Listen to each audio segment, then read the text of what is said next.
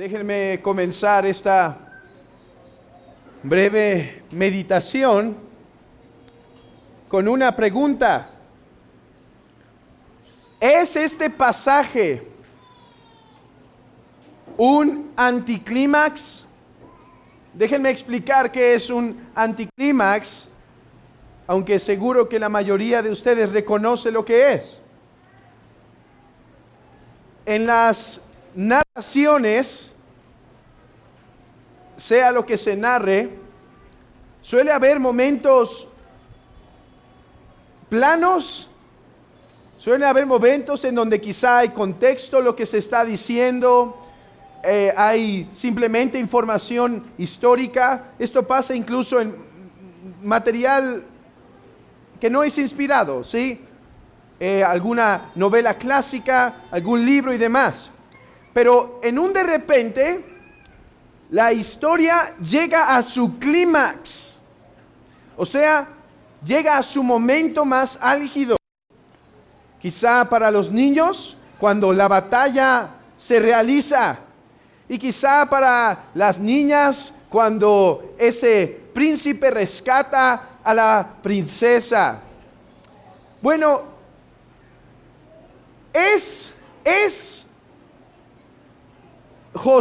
segundo de Samuel 8, un texto anticlímax. Miren, en el capítulo 7, la vez pasada, meditamos en uno de los pasajes más preciosos del Antiguo Testamento, en donde Dios le promete a David que él pondría un rey. ¿Recuerdan la esencia de la meditación? David le dice: yo te voy a construir una casa. Dios contesta: no me vas a construir una casa, yo te voy a construir una casa. Y pudimos meditar sobre la gracia de Dios. Ahora, ¿qué tenemos en el capítulo 8 de Samuel? Listas de las personas y naciones que se estaban conquistando y derrotando. Y hermanos, a primera vista entonces parece que el clímax de la historia terminó. Llegó a su momento más álgido con el capítulo 7 y que ahora está hasta el punto más bajo, simplemente dando contexto histórico de de las victorias que estaba teniendo David. Pero mis hermanos, aunque no debemos espantarnos si en la Biblia encontramos o estamos meditando pasajes que nos están dando contexto, nos están dando historia y demás, aunque no debemos espantarnos por eso, yo creo que el capítulo 8 realmente no es un anticlímax, sino que si el capítulo 7 nos dejó arriba, el capítulo 8 o sube un poquito más, o al menos se mantiene en el mismo nivel. Y déjenme explicar por qué, hermanos. Lo que está haciendo Samuel, en este texto, el autor, al contarnos las victorias que está teniendo David, es más que mera información histórica, mis hermanos. Es más que un mero recuento de los cronistas. Lo que estamos viendo en este texto es un argumento teológico sobre David. Vean conmigo el versículo 1. Déjenme intentar demostrar esto en los breves minutos que utilizamos para estas meditaciones. Dice el versículo 1: después de esto, aconteció que David derrotó a los filisteos y los sometió, y tomó David a Metegamah de mano de los filisteos. En el capítulo 5, versículo 25, se nos termina narrando ese capítulo diciendo que David estaba haciendo guerra con los filisteos. El capítulo 8, versículo 1 dice, ya los terminó por derrotar. Ahora, hermanos, es interesante las palabras que usa el autor por derrotó a los filisteos y los sometió. Y los sometió, hermanos. Si meditamos en lo que representa David, yo podría argumentar con ustedes que lo que está haciendo el autor en Samuel es decirnos, David es aquel Adán que no pudo, es aquel Adán que sí pudo someter a sus enemigos al estrado de sus pies. Adán fue creado para proteger el santo templo de Dios, pero falló.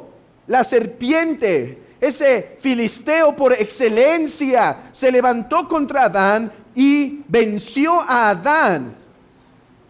Pero Dios prometió que vendría uno que sometería, que vencería al enemigo y lo sometería. ¿No es interesante que entonces la batalla que comienza en el capítulo 5 de los filisteos, en el capítulo 8 se nos dice, ya lo terminó por vencer? Y de hecho, yo creo que si vamos al versículo 15, esto se confirma. Lean conmigo el versículo 15 del mismo capítulo. Y reinó David sobre Israel, y David administraba justicia y equidad a todo el pueblo.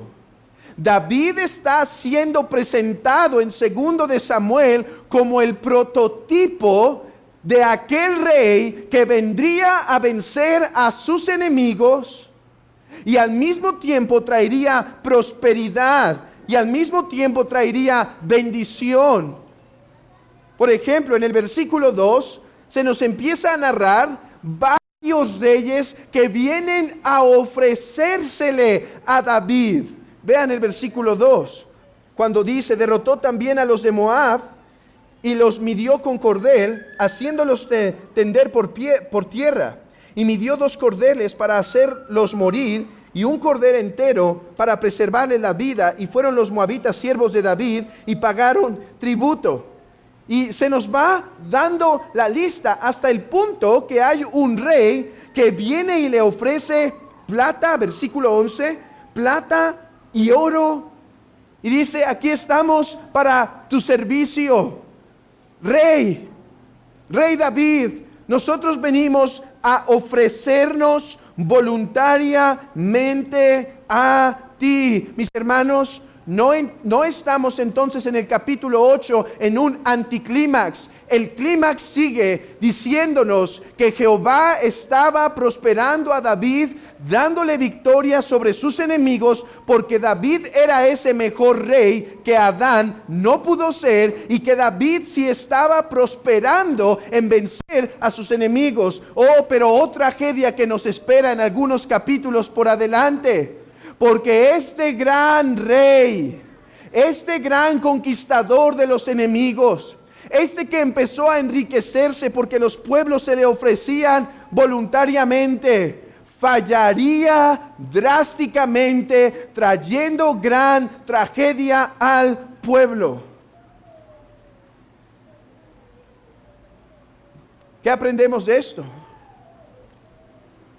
Adán no pudo, David pudo por un tiempo, pero se necesitaba otro gran rey que viniera a vencer a sus enemigos y juzgar al pueblo con justicia y equidad. De hecho, abran sus Biblias, por ejemplo, en Isaías capítulo 2, versículo 2, donde se nos habla de ese rey. Acontecerá en lo postrero de los tiempos que será confirmado el monte de la casa de Jehová con cabeza de los montes, y será exaltado sobre los collados, y correrán a él todas las naciones. Miren, dice el profeta Isaías, vean esto, vendrá un momento en donde lo que pasó con David volverá a pasar, pero a una escala mayor. De todas las naciones vendrán y se congregarán ante él. Isaías 66, acompáñenme a Isaías 66, versículo 10 y 11. Isaías 66, 10, 11 y 12. Alegraos con Jerusalén y gozaos con ella, todos los que la amáis, llenaos con ella de gozo, todos los que os enlutáis por ella, para que maméis y os hacéis de los pechos de sus consolaciones, para que bebáis y os deleitéis con el resplandor de su gloria, porque así dice Jehová: he aquí yo extiendo sobre ella paz como un río, y la gloria de las naciones como torrente como torrente que se desborda, y mamaréis y en los brazos seréis traídos, y sobre las rodillas seréis mimados, profetizando de las riquezas y de la prosperidad que vendría sobre Israel cuando el rey fuera establecido. Mis hermanos, esto tuvo un cumplimiento. Abran sus Biblias por una vez más en esta breve meditación, en Mateo 2, versículo 11. Mateo 2, versículo 11. Y al entrar en la casa, vieron al niño con su madre María, y postrándose, lo adoraron, y abriendo sus tesoros, le ofrecieron presentes, oro, incienso y mirra. Este primer acontecimiento en la vida de nuestro Señor Jesucristo era un anticipo para decir al pueblo de Israel: el rey al cual las naciones se someterán y al cual las naciones les ofrecerán presentes, ese rey ha llegado. A David, en su gloria, en su poder, en su madurez, se le ofrecieron. Pero a este rey, en el pesebre, llegan magos. Y el contexto de estos magos eran hombres poderosos, eran sabios de otras naciones. Y hermanos, no eran tres y no se llamaban Melchor, Gaspar y Baltasar. Eran una caravana, eran multitud de personas que venían buscando a este rey para decir: hemos escuchado que un rey nacería y vendría a gobernar sobre las naciones, y venimos a ofrecernos voluntariamente, contrario al otro gobernante necio que buscaba a Jesús para matarlo. Este rey venía y se le ofrecía voluntariamente. Y este rey triunfaría años después. David triunfó y años después fracasaría. Este rey al cual se le ofrecen voluntariamente, después no fracasaría, sino triunfaría. Porque dice Colosenses que él aplastó en la cruz a sus enemigos, que los principados y potestades fueron despojados en la cruz por este gran rey que en su sufrimiento, o que por su sufrimiento dio la liberación a su pueblo. Y es ese mismo sufrimiento que ahora atrae a las naciones y dice: este es el rey que nos ha salvado. Mis hermanos, Samuel 8 nos recuerda que el mundo necesitaba un rey que sometiera a los enemigos al estrado de sus pies. Pero Samuel 8 apuntaba a otro gran rey, Jesús el Señor, al cual las naciones, hermanos, esta misma reunión esta mañana es un cumplimiento de esa profecía. Porque nosotros, nación extranjera, nación pagana, no judíos, en esta mañana venimos a confesar y adorar al Rey Jesucristo y decir: te ofrecemos nuestra vida voluntariamente, Señor. Te alabamos voluntariamente de todo nuestro corazón. Te ofrecemos, no tengo oro o plata, pero te ofrecemos nuestras vidas. Te ofrecemos, oh gran Rey, nuestro corazón. Mis hermanos, Esta misma reunión es un testimonio de que Jesucristo es el Rey esperado al cual nos someteríamos, porque su belleza nos atraería tanto que iríamos, que Él sería como un imán para nosotros. ¿Cuál belleza? Si dice la Escritura que parecería sin atractivo para que le deseáramos. Oh, hermanos, es que no me refiero solo a su belleza externa, o no me refiero solo a la gloria de su ser, al ser verdadero Dios y verdadero hombre, pero incluso para nosotros, su belleza también está manifestada en la cruz, cuando fue levantado por nosotros para que de todas las naciones le pudiésemos ver.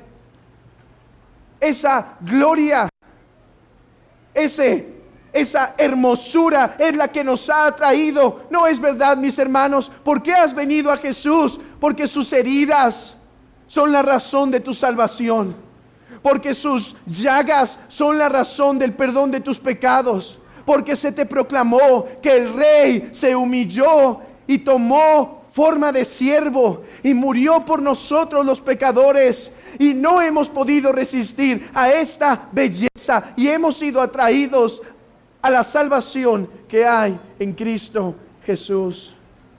Mis hermanos, el Rey ya llegó y es aquel al cual tú te ofreces voluntariamente. Mis hermanos, que esto nos mueva a recordar que el Rey ya está en su trono y que nosotros vivimos para agradar y honrar a ese Rey.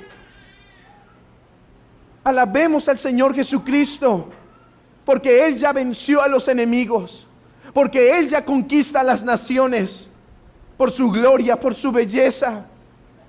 Y nosotros busquemos rendirnos más y más a Él en nuestras vidas, mis queridos hermanos.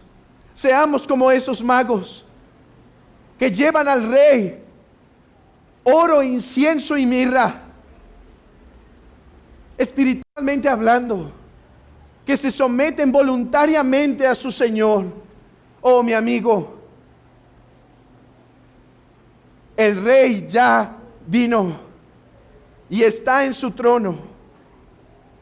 ¿Te someterás a su reinado o te rebelarás ante Él?